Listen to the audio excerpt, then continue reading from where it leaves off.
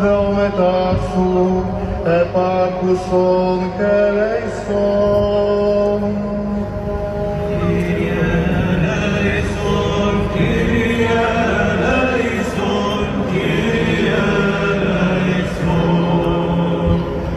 Επιδεόμετα υπεραναπαύσεως της ψυχής του κακινημένου δούλου του Θεού, Πατρός ημών Φραγκίσκου Παπαρόμης, και υπέρ του συγχωρηθήν αυτό παν πλημέλημα εκούσιον θε και ακούσιον.